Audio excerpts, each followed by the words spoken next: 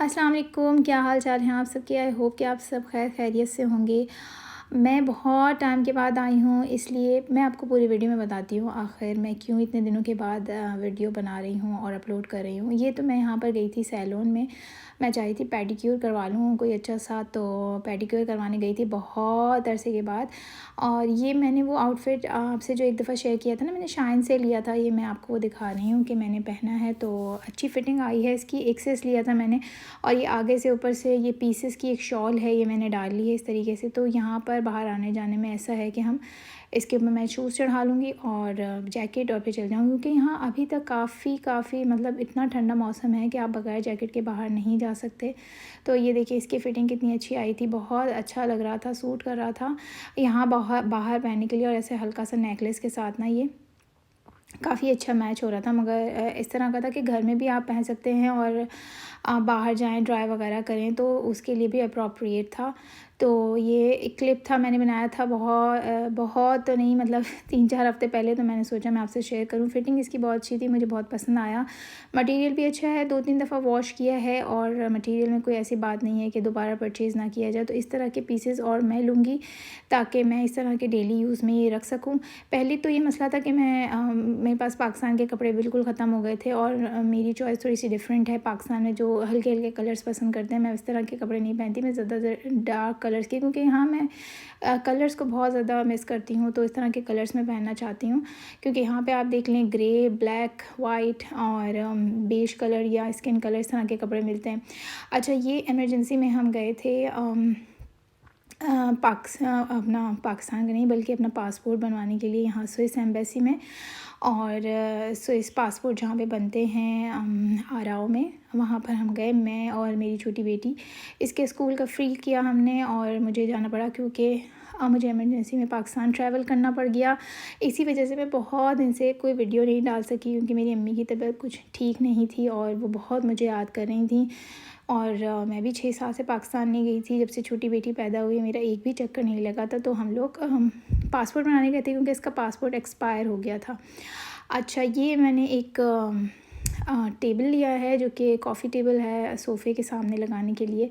ये बहुत एक्सपेंसिव था और मुझे 75% में मिला। मैं भी आपको दिखाती हूँ, इसकी प्राइस ये देखें, 75% में मिला। ये 749 का था, तो मुझे 200 समथिंग का ये मिल गया और मैंने ले लिया क्योंकि मुझे बहुत अच्छा लग रहा था। और मेरी जो कलर स्कीम है घर की, उसमें भी ये मैच हो रहा था, ब्लैक कलर का। ब्लैक नहीं करें आप इसको,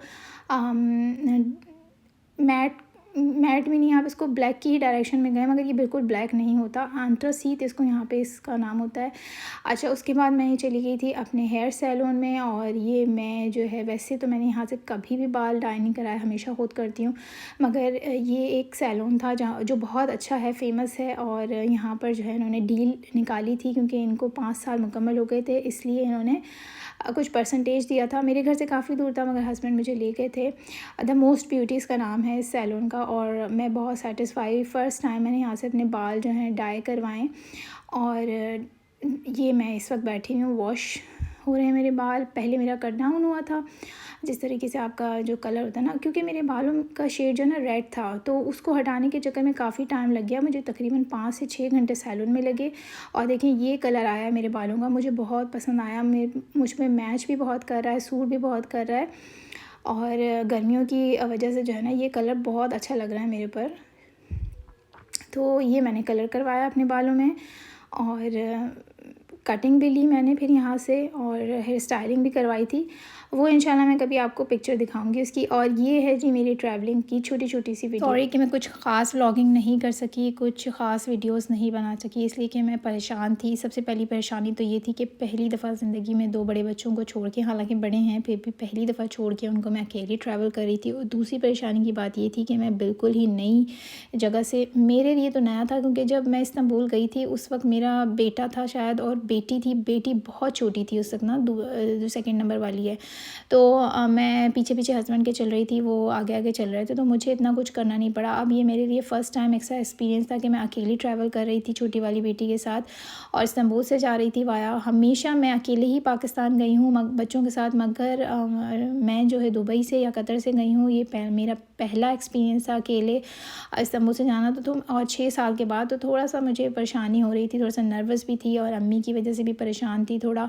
और क्योंकि अचानक सफ़र का प्लान बना था, तो कोई ख़ास पैकिंग वैकिंग भी नहीं कर सकी, तो थोड़ा ये भी दिमाग में था कि पता नहीं क्या चीज़ छोड़ दी है, क्या चीज़ ली है, दवाएँ भी रखी हैं कि नहीं रखी हैं। क्योंकि पाकिस्तान में भी जब जाती हूँ मैं, तो इमरजेंसी के लिए बहुत सारी अपनी दवाएँ, खांसी की, बुखार की, बहुत सारी चीज़ों की दवाएँ अपनी और अपने बच्चों के ले जाती हूँ एहतियात के तौर पे, ताकि किसी को भागना दौड़ना ना पड़े इधर उधर।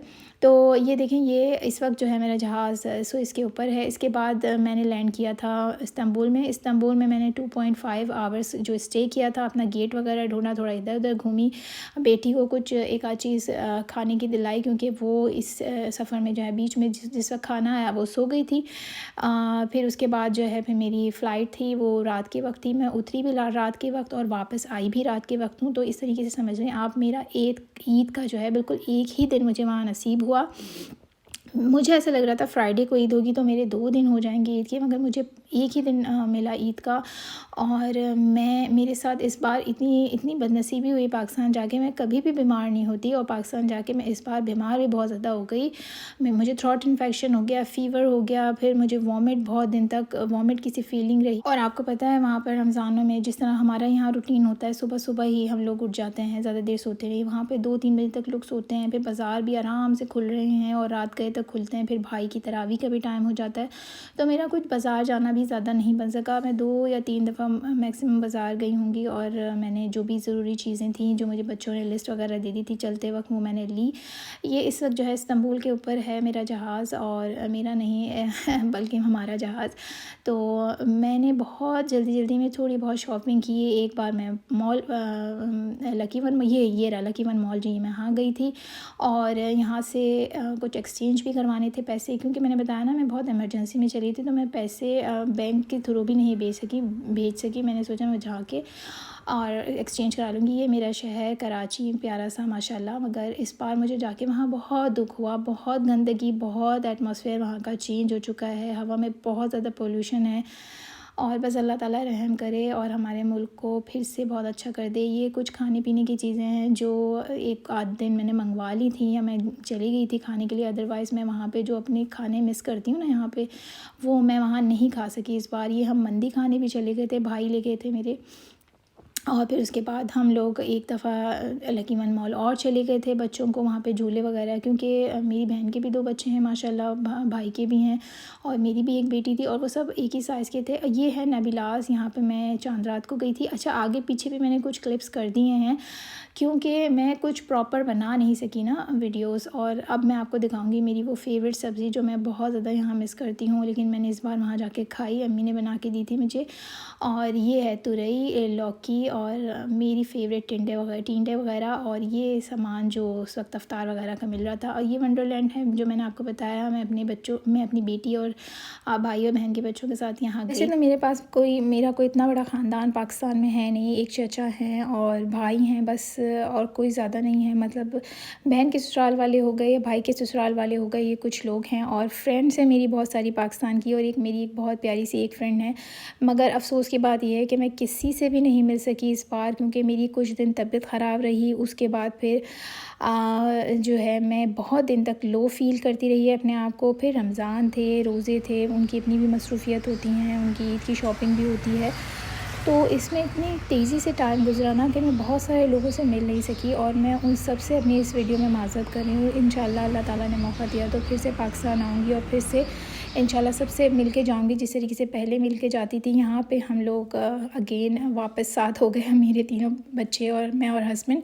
तो आपने अपना बहुत ज़्यादा ख्याल रखना है और दुआओं में बहुत ज़्यादा याद रखना है। इंशाल्लाह फिर मिलेंगे। अल्लाह हाफ़िज़।